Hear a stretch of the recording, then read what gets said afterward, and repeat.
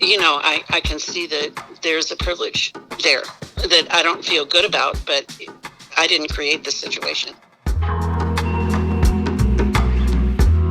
There's a sense of just a desperation for a shot.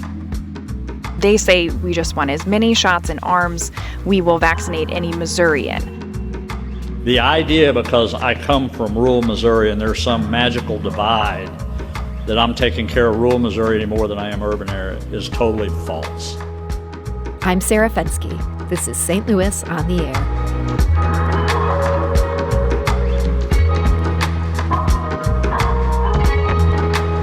2 weeks ago, Nadine Hudson took a road trip. The 67-year-old left her home in South St. Louis County at 2:30 a.m. and headed down I-55 to Perry County. Hours of research went into that decision.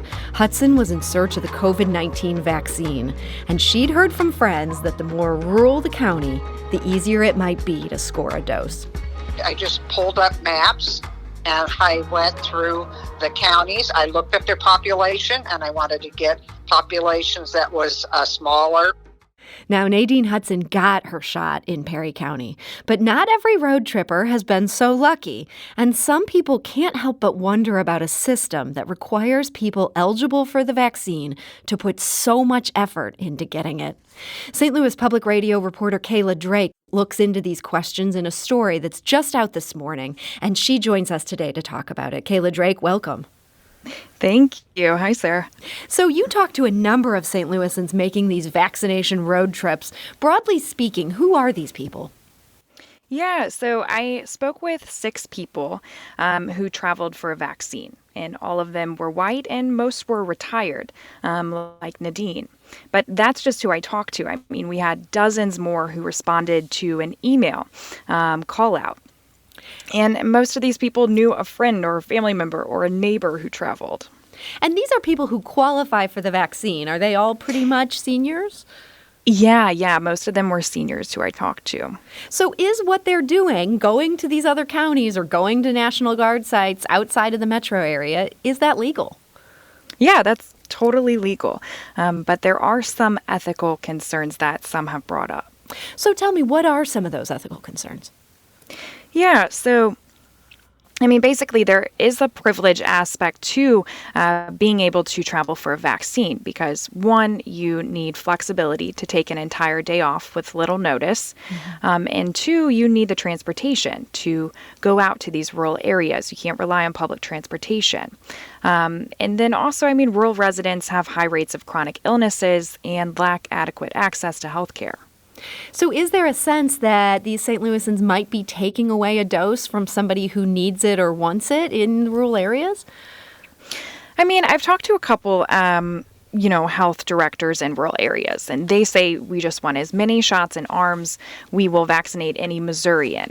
But there is a sense that they don't want their residents to have to travel for a vaccine as well.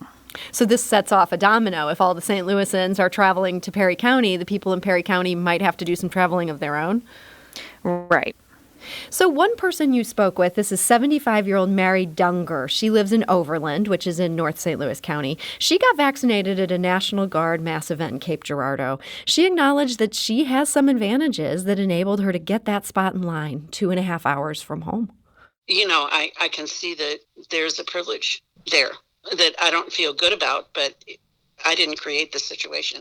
Anybody I know that's done this has had internet access and been able to easily, once they become aware of the possibility, they're able to get out there online and pursue it. And that is Mary Dunger of Overland. Did the others you talked to acknowledge some mixed feelings about having that privilege? Yeah, definitely. I mean, there's a sense of just a desperation for a shot. And many people, if not, every person I talked to, said, I've registered in every hospital system in my county, St. Louis County, St. Charles County. I've heard nothing. And so that lack of response is pushing them out to these other areas and making people more desperate. So we put this question on our St. Louis on the Air Facebook page. We asked people if this had been a situation that had affected them, what they made of it. Got a lot of responses. It certainly sounds like you're onto something. There's a ton of people doing this.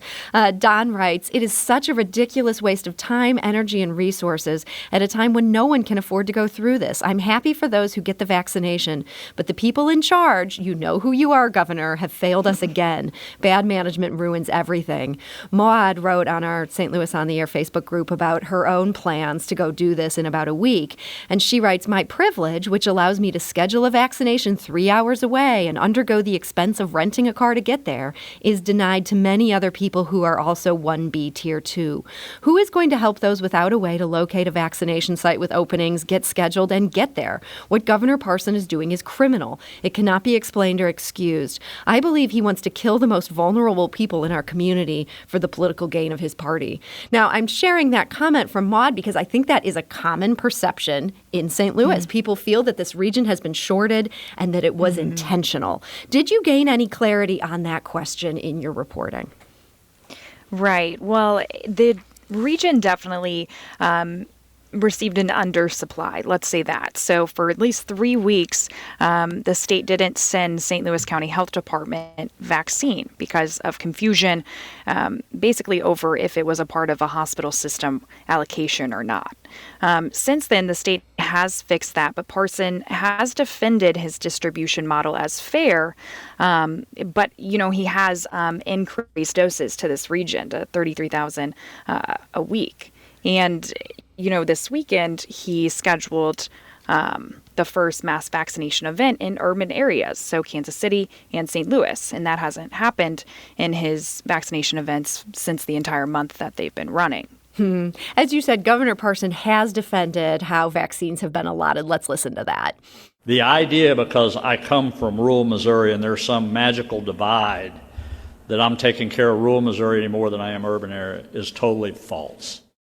That's Governor Mike Parson. At the same time, though, it sounds like this pressure might have at least gotten to him a little bit. I mean, some changes are being made. You talked to Dr. Alex Garza last week. He's the chair of the Metropolitan Pandemic Task Force. What is he saying about all this? Right, yeah. So he basically zeroed in on these National Guard mass vaccination events, which happened mostly in rural areas for the past month. And that has probably boosted vaccine per capita in those rural areas more so than urban areas. So there are some complications that go with this. We heard from Bill. Again, this is on our St. Louis on the Air Facebook page. He says, "I was talking about this very thing with a healthcare provider a couple days ago. Being from a small rural town, apparently they are seeing several people coming in from other areas to get vaccinated." He says the problem, apparently, is some of these people are registering at several locations, hoping to get a spot in line, but fail to call all the other places that they have registered once they get vaccinated. Kayla, you've also heard that the administration of the second dose can be a complication. How so? Yeah, so sometimes when people, let's take the National Guard mass vaccination events out of it, and just when people are going to these smaller clinics and health departments, because people are traveling to rural areas to score a dose anywhere. Sometimes the appointment isn't very clear. They say, hey, come back on this date. But people don't have an appointment confirmation and don't want to drive an hour to 3 just for a chance to get a second dose. So now we have people who have traveled to 3 hours away, and now they're looking if they can get another dose closer. And can you do that? I mean, does that screw up the supply if somebody in Perry County is theoretically holding a dose for you and you find something closer to home? Yeah, I'd say doctors I've talked to do not recommend that. They want you to return to the same place you received the first dose for the second dose. So you mentioned there is going to be a couple mass vaccination sites now set up in urban areas. Do you see these trips becoming less appealing as the vaccine supply maybe starts to increase a little bit? Yeah, I mean, it's hard to keep up with because this changes from week to week. So, of course, hopefully vaccine supply will just continue to increase and people won't need to travel as far. But I'd say mostly people will continue to travel if they have the ability to, for now. Yeah, it's hard to blame people for putting in this effort if this is something they're capable of doing. And it seems like as long as there is this disparity where it's easier to book this out of town, people are going to do it. Yeah. It's just, if you're comfortable with it, I mean, we need to save these doses for the most vulnerable, but it's hard to access them in general. Well, St. Louis Public Radio reporter Kayla Drake, I want to thank you so much for joining us today and sharing what you've learned as you looked into this. Yeah, no problem. Thank you, Sarah. This is St. Louis on the Air on St. Louis Public Radio, 90.7 KWMU.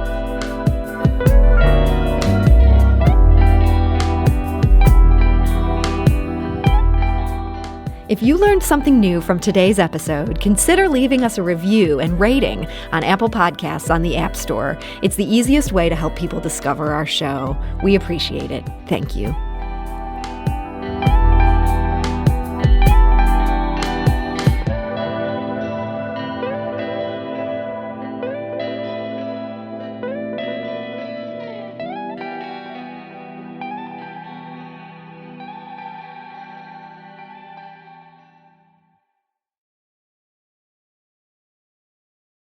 Support comes from Missouri Forest Products Association, committed to sustainable and sound conservation of the state's forests, which support more than 41,000 Missouri jobs, resulting in a $10 billion industry.